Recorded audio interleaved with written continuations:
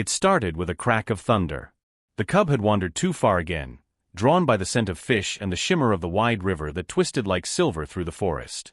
He was small, maybe a season too early to be out alone. But his mother had gone ahead, chasing elk tracks, and he was curious. The sky darkened fast.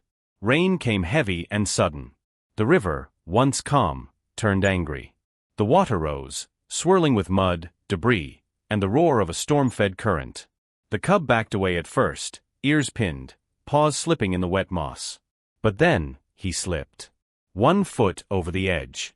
Then 2. Then everything. The current hit him like a wall. His body tumbled, thrashed, spun. He tried to scream, but water filled his nose and mouth. He flailed, catching nothing. His claws scraped rock, driftwood, slick roots, but the river didn't care. It carried him like he weighed nothing. Branches whipped his sides. His head went under. The world turned black.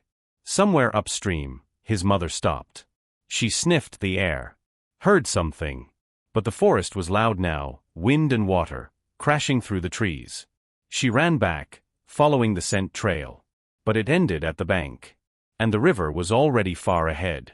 Downstream, the cub surfaced, gasping, eyes wide with panic. He saw trees flashing past above him. He kicked, but the current pulled harder. Then, he vanished again. Sucked below by the churn. For a long second, silence. Then from the shadows of a half-submerged log, a small head emerged, slick, low, and watching. Not bear. Not prey. Otter. The river didn't stop. Not for rocks, not for trees, not for drowning cubs. But something moved against it. Low, fast, almost invisible. A blur of muscle and instinct, the otter. He had lived in this stretch his whole life, knew every current, every bend, every hidden hollow beneath the surface. He'd seen animals struggle before, deer trying to cross too late, birds caught in flooded nests. But this? A bear cub? That was new. He swam without hesitation. Beneath the surface, the world changed. The water muffled sound, twisted light. But he could see. He could feel. And there, just ahead, caught in a slow spiral of death, the cub. Limp. Not gone, but close. The otter kicked hard. He dove, twisting his body with a grace that no bear would ever know. He darted beneath the cub, surfaced for breath, then dove again, nosing under the bear's chest, pushing. Nothing. Again. The cub rolled, heavy and dazed. One eye opened. Just barely. A paw twitched. Still alive. But he was sinking. Above, the stormlight filtered through branches in jagged flashes. The river was wider here, deeper. If the cub drifted farther, he wouldn't come back up. The otter circled once, fast. He dove, then bit, not hard but firm, into the scruff of the cub's neck. The way a mother would. He pulled. For a moment, it looked ridiculous. A sleek, 25-pound otter trying to lift a soggy 60-pound cub. But he didn't stop. He kicked. And kicked. And kicked. Inch by inch, he dragged the cub toward the bank. At the edge, beneath a curved branch overhanging the flood, the otter paused. His chest heaved. The cub coughed once, then lay still. But not dead. The bear cub didn't move at first. His body lay sprawled over the tangled roots at the edge of the riverbank, waterlogged and shivering. Mud clung to his fur, and his eyes, half-lidded and glazed, barely registered the shapes around him.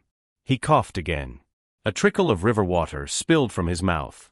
Then, a breath. Sharp. Real. He gasped like someone waking from a nightmare. The otter sat nearby, perched on a flat stone jutting from the bank. He didn't move closer. Didn't blink. He just watched, alert, cautious, coiled like a spring. To the cub, everything was a blur. The roar of the river still filled his ears. He tried to stand, but his legs buckled beneath him. One paw clawed forward, slow and uncertain, like learning to walk again. He blinked hard. And finally saw the otter. They stared at each other for a long moment. The cub's eyes were wide with confusion and something more primal, fear. He had never seen an otter up close. Never seen anything pull him from a river either. He tried to growl, barely a whisper. The otter chirped once in return. Not a warning. Not a threat. Just a soft, curious noise. Then he turned and slid back into the water like a shadow, vanishing beneath a curl of foam. The cub blinked again. Was it real? Had the river just let him go? Or had that creature truly pulled him out? He didn't have time to wonder long. A gust of wind rattled the leaves, and thunder groaned far away, another storm forming. The cub pulled himself farther up the slope. Each step was agony. His claws scraped wet stone. His breath came ragged. But he moved. Slow, broken, stubborn. And just behind him, in the reeds, the water shifted again. A slick head surfaced. The otter was still there. Watching. Tracking. The cub collapsed beside a fallen log, panting. This night would be long. But he wasn't alone anymore. Not completely. The cub didn't sleep, he drifted. His body curled beneath a leaning wall of driftwood stacked up from old floods. Broken branches, mossy logs, and a canopy of pine needles formed an accidental shelter just above the river's edge. The storm had passed, but the forest still dripped, cold and slow. Mist hovered low. The cub shivered in his damp fur, eyes fluttering open and shut. He was too young to be alone. Too young to know how to build warmth. And yet, he wasn't alone. The otter returned with a soft splash. He climbed the slope beside the shelter and shook off, flinging cold droplets into the air. He approached on low paws, sniffed once, then disappeared into the debris. A few moments later, he re-emerged, with leaves, ferns, twigs. He was building. The cub watched, barely lifting his head. Every movement felt like a struggle. But the otter moved like water, quick, quiet, deliberate. He stuffed the dry ferns into the corner of the shelter. Then paused, looked at the cub, chirped. The cub blinked. Then slowly, he dragged himself closer. He collapsed onto the nest of leaves. His head rested on the moss. His body stopped trembling. Warmth, just barely, was seeping back into his chest. The otter settled beside the entrance, coiled up like a sentry. His small dark eyes blinked once, then closed. They didn't speak. Didn't need to. Not yet. Outside, a fox passed, sniffed the air, and moved on. An owl hooted from a pine. The river, calmer now, whispered beneath the shelter.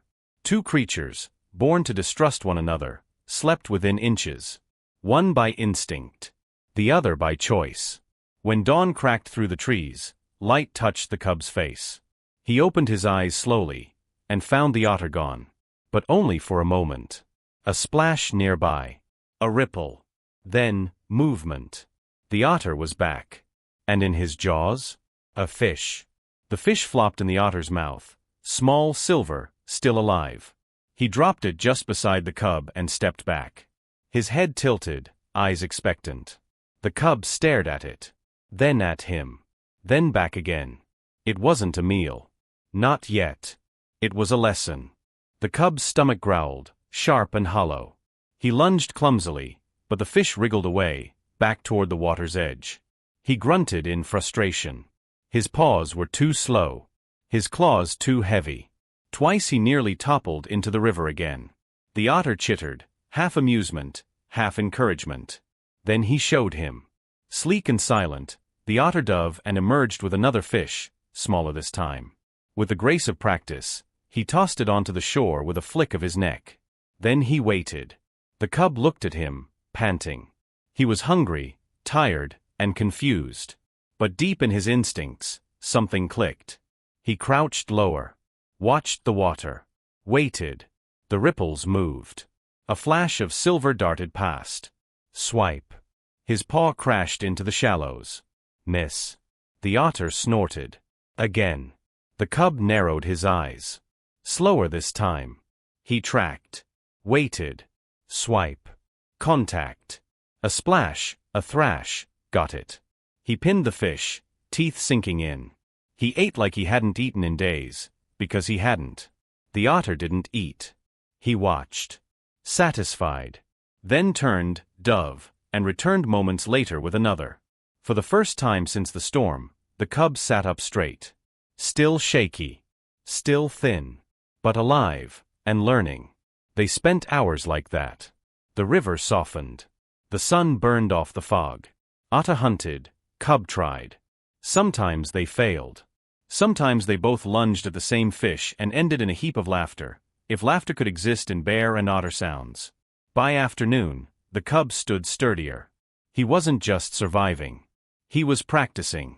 And as the sun dipped low, painting the river gold, the otter stood and turned toward the far side of the bank. He chirped once. An invitation. The cub followed. They crossed the river together. The otter led, diving in with effortless speed. The bear hesitated at the edge. The current still roared in his memory, cold, merciless, terrifying. But then he looked across and saw the otter pause midstream, floating on his back, watching. Waiting. The cub stepped in. The water gripped his legs. But he was stronger now. Steadier. He looked down at his reflection, wild, scarred, alive, then pushed forward, one heavy paw at a time. Halfway through, the current caught his side. He slipped, heart racing, but the otter was there, circling, guiding, steadying with nudges and chirps. Stroke. Breathe. Claw. Paddle. They made it.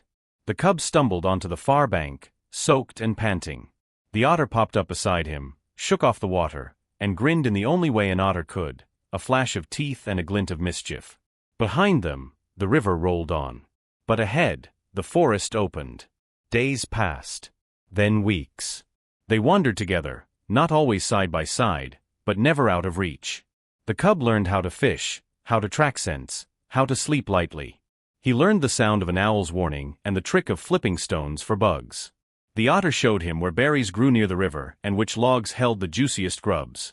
They shared food. Shared danger. Once, they even shared a den, a hollow beneath a toppled cedar during a thunderstorm. They didn't speak the same language. But they never needed to. One morning, the cub woke to find the otter gone. He sniffed the air, no fear. Just distance. Change. Hours later, the otter returned, with two more behind him. Smaller. Younger. The cub stepped back, unsure. The otter chirped and nudged him forward. Now it was his turn. Not to be saved, but to teach. They were never supposed to meet.